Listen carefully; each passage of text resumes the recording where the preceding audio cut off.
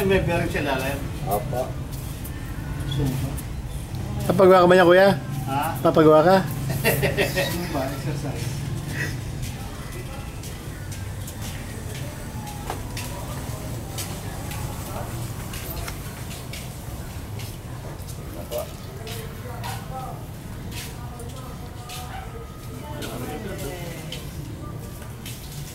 Ay, panayak na?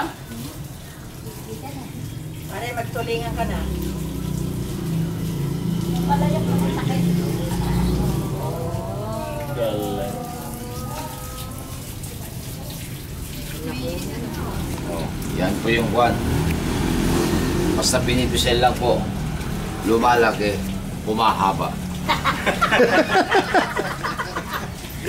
Ganun nga pala yun. Pipisilin lang. Opo. Lalaki na po, tas haba. Opo.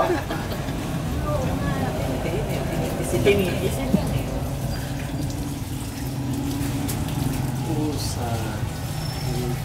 Ay, magaling. Ano po ba pinag-aaralan po ba niya yan? Ako dito po, ma'am. Namala ko sa mga magulang ko pinaggawa po. Ganun. Hmm.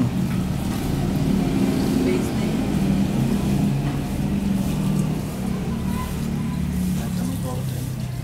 Malaki. Hawakan na. Hawakan na. Lumalaki. Galing. Mahaba. Eh, maba na. Maba na. Oh. Ano yan, pag ito yun, ganun ang katibay agad.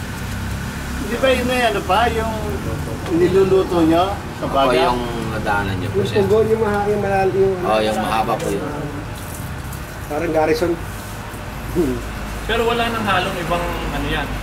Halo, meron sir. Halo po ito eh, kwan. Buhangin, tubig, lupa. Ah, okay. Pero itong clay po ito, papaliwanag ko sa inyo lahat po. Itong clay po ito, bago magganito to, una sa butas dyan sa likod nyo. Diyan kami po naghalo-halo ng buhangin, tubig, lupa. Okay. Pero yung mixer namin dyan, yung kalabaw. Napakapakan dyan ng 4 oras. Kalabaw. Opo. Mag-umpisa po ito ng alas 8 ng umaga hanggang alas 12 ng tanghali. Pero yung lupa, galing dito sa baryo ng Bigan. Yung talimang pumapalay. Doon kami mismo pumukukay. May lagkit talaga siya, malagkit. Opo, malagkit po ito talaga. Kahit anong lupa po, pwede. Yung ordinaryong clay lang po ito. Kahit ito napakan natin sa ilalim, yung malagkit, pwede rin. Paano yung kinukuhanan nyo niya? Lumalalim, di ba? O, siyempre, lumalalim na po yun. Tapos, matatamnan pa rin ang pala yun. O, pwede naman matata naman po yun. Pero yung kahit kanong kalalim po, sabi nila po tumutubo yung lupa. Hindi kayo maniwala po yun. Alam niyo po, halimbawa, pagkukay kayo sa pakuran nyo, at ganito lang kalalim, pagmulan, tignan nyo po, yung mga dumi sa babaw, lahat po doon pupunta lahat doon sa ilalim. Pag wala ng tubig na yun, natuyo na yun, tataas na yun. Pero andun na lahat. Iba-iba lang po yung wala doon. Hindi na pwede na pong gamitin. Halo-halo na doon eh. Dumi na yun. Hindi na puro lupa. Purong lupa talaga to. Pero to, patutuin muna ng 2 linggo po to dito sa loob bago iluluto sa pugon. Pero yung dry lang, hindi pwede po sa sun-dry. Sun-dry, Eh, paggawa ng palayok po. iba po ng palayok, sir. Ganyan din. Iba po yun. Iba pa nung po gumagawa yung palayok. Yung palayok po, paggawa palayok, mainit ang ulo. Ay, bakit? Ay, sinutusunto-suntok eh. Bago mabilog eh. Ginagawa ganun sa loob eh. Oo. Tignan nyo po yung mga gumagawa nyo sa inyo po ganun, sinutusuntok. Pagkatapos, kung ano yung may trapong ganito, ginaganon lang.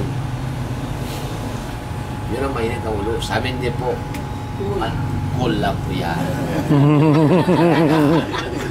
Wala mapus eh. Makuha lang sampus lang po yan. O, pwede na kayo mag-picture po dito. Para meron naman kayo lagay po sa mga Facebook group po. Pero sabihin ko sa inyo po, ito pong battery po, dying industry na po ito. Oo nga, na-telemate na kasi. Oo. Dahil po, plastic ang kalaban. Alam niyo po, kahit na dying na po to, kahit natitigil na kami po dito, nagdedemo pa rin kami po araw-araw. dahil po sa inyo lahat po mga turista pumapasya dito sa Bigan. Hindi po kompletong trip nyo dito sa Bigan, hindi kayo makapunta sa amin dito. Hindi lang po sinasadya nyo lang dito sa Bigan, yung Jollibee sa yung McDo lang eh. Ito na po. Sa isa po, itong battery po nakasama po sa 9/11, ay yung Seven Wonders City of the World po. Kasama po to, ako po na picture po doon. Ito sa yung kanya kisulong mo. Dahil po so ito, sayangan ng ano po ito. Oh, pwede na kayo mag-picture dyan para meron naman kayong remembrance po, ma'am. Pang Facebook. Pwede naman lapusan yan. Kung madumihan kayo, may ugasan naman po dito. Pisil-pisil lang ha.